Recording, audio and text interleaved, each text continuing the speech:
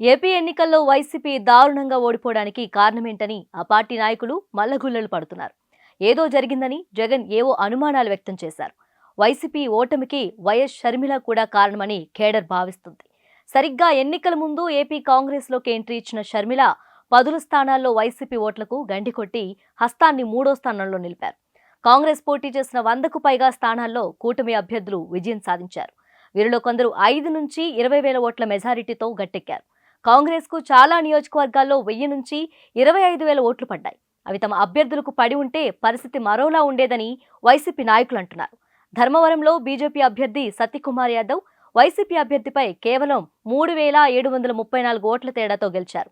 అక్కడ పోటీ చేసిన కాంగ్రెస్ అభ్యర్థికి 3,758 ఓట్లు వచ్చాయి. ఆ మార్జిన్ తమకు దక్కి ఉంటే తామే గెలిచేవాళ్ళమని వైసీపీ నేతలు అంటున్నారు. షర్మిల సరైన టైంలో ఏపీ రాజకీయాల్లోకి ప్రవేశించి ప్రచారంలో హల్చల్ చేశారు. జగన్ దుర్మార్గుడని, బాబాయిని చంపిన వాళ్లను కాపాడుతున్నాడని తీవ్ర విమర్శలు చేశారు. వివేక కూతురు సునీతారెడ్డితో కలిసి జగన్ కు వ్యతిరేకంగా కడప జిల్లాలో ముమ్మరంగా ప్రచారం చేశారు. ఫలితంగా ఆ జిల్లాలోని పాత కాంగ్రెస్ అభిమానులు షర్మిలకు జై కొట్టారు. రాష్ట్ర విభజన తర్వాత ఏపీలో అడ్రస్ లేకుండా పోయిన కాంగ్రెస్ తాజా ఎన్నికల్లో దాదాపు 2% ఓట్లు సాధించింది. 2019 ఏపీ ఎన్నికల్లో చేతి గుర్తుకు 1% ఓట్లు మాత్రమే పడ్డాయి. ఈ పెరుగుదల షర్మిల వల్లే సాధ్యమైందనడంలో సందేహం లేదు. దివంగత వైఎస్ రాజశేఖర రెడ్డి చనిపోయి 15 ఏళ్లైనా ఏపీలో ఆయనకు లక్షలాది అభిమానులున్నారు. రాయలసీమ మరింత ఎక్కువ. మీ రాజన్న బిడ్డను వచ్చానంటూ షర్మిల వారిని ఆకట్టుకునే ప్రచారం చేశారు. ఫలితంగా పలు జిల్లాల్లో కాంగ్రెస్ ఓటు బ్యాంకు పెరిగింది.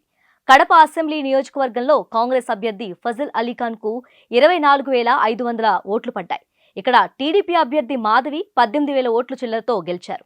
కర్నూలు, హిందూపురం, అరకు, అధోని, అద్దంకి, కావలి, గుంతకల్, జమ్మలమడుగు వంటి నియోజకవర్గాల్లోనూ కాంగ్రెస్ 5 నుంచి 12,000 ఓట్లు సాధించింది. పులివెందుల్లో షర్మిల ఎఫెక్ట్తో హస్తానికి 10,000 ఓట్లు పడ్డాయి. జగన్ మెజారిటీ తగ్గడంతో చెల్లెలి పాత్ర కూడా కీలకం. టీడీపీ అభ్యర్థి 5,500 మెజారిటీతో గెలిచిన మదనపల్లిలో కాంగ్రెస్ 6,000 ఓట్లు సాధించింది. తనను ఓడించడానికి టీడీపీ తన చెల్లిని పావుగా వాడుకుంటుందని జగన్ ఆరోపించారు.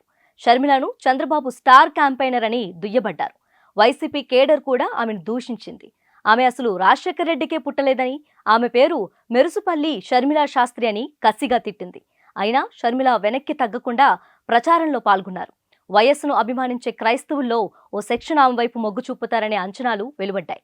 ఆస్తుల పంపిణీలో జగన్ షర్మిలకు అన్యాయం చేశారనే ఆరోపణలొచ్చాయి. జగన్ జైల్లో ఉన్నప్పుడు షర్మిల పాదయాత్ర చేసి వైసీపీని గెలిపించడం వంటి అంశాలు తెరపైకి వచ్చాయి. దేశవ్యాప్తంగా పుంజుకుంటున్న కాంగ్రెస్ ఏపీలోనూ షర్మిల కారణంగా ఓటు బ్యాంకును స్వల్పంగా పెంచుకుంది.